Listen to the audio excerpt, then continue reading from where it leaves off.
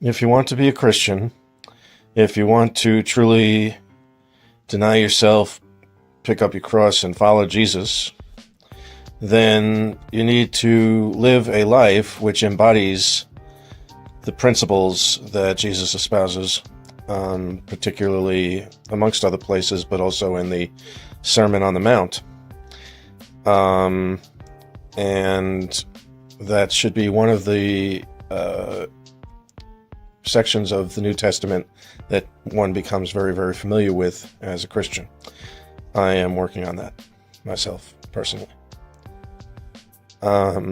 So this is what Paul talks about in the early parts of sections 4 through 6 of Ephesians.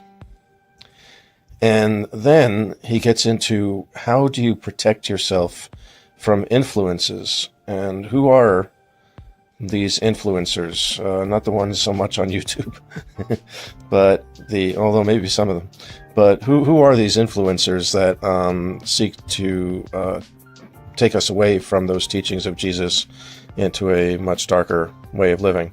And that's one of them. That's one of them right there. But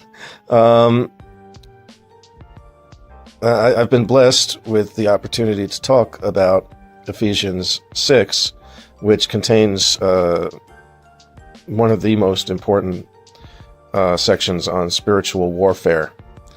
Now, there are those who believing Christians, theologians, academics, and pastors who believe that spiritual warfare comes through the influences that are against Christ's teachings, but that are out in the world. And certainly that is true.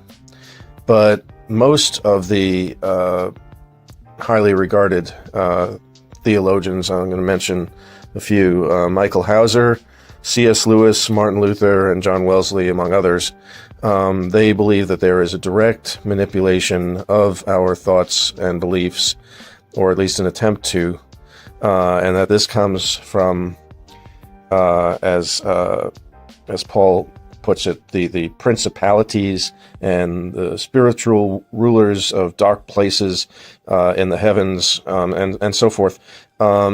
These are actual entities, individuals, identities, working with Satan to seek to manipulate our worldview and how we conduct ourselves.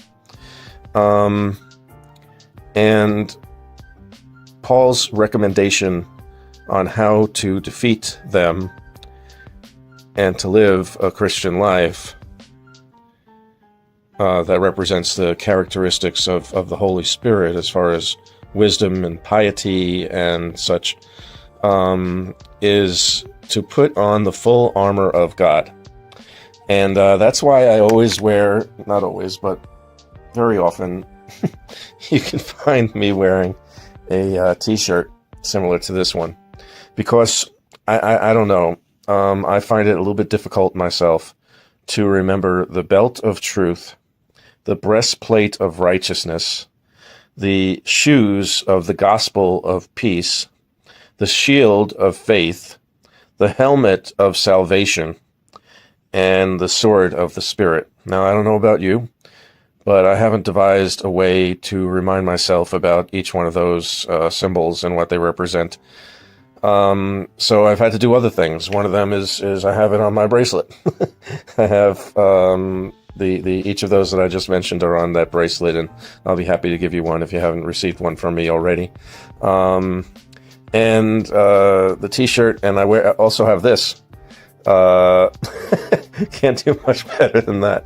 But in all seriousness, it does remind me, oh yeah, I got to keep in mind what Paul said about the full armor of God and wearing it and using it as a means to defend myself against, I used to have a pastor who was nowhere near the same pedigree and knowledge of the Bible, and as we've been blessed with Pastor Jimmy. So once somebody asked, so who are these principalities? And just like gleefully, like in ignorance, he said, they're the prince of the Palates. I don't think that was exactly true, especially since it means absolutely nothing. And that's why I'm particularly delighted to have the pastor that we have, because he doesn't say things like that. So let's just remember, however we want to go about doing it, just remember that there are forces that do try to manipulate us. The world is out there trying to steer us away from a life which will have us all meeting in heaven someday. And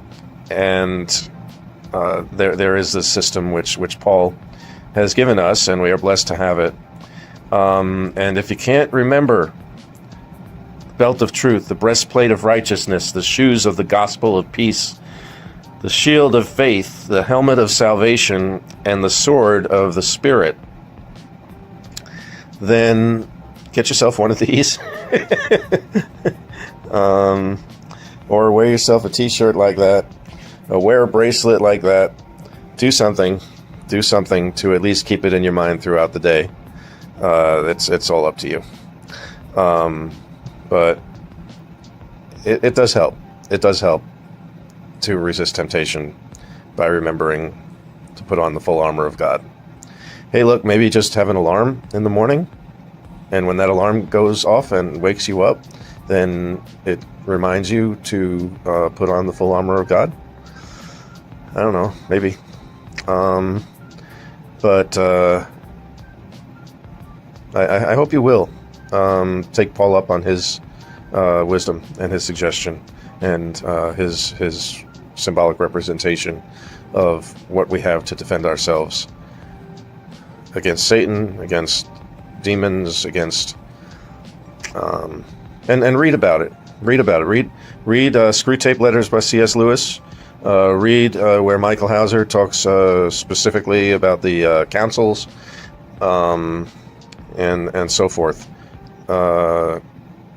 There are plenty of resources which will keep you focused on Ephesians 4 through 6. And I hope you will. And God willing, I hope to see you again on Sunday, and possibly even at Bible study on Wednesday evening. I hope you enjoy your time in between, and remember to stay centered in Jesus. That's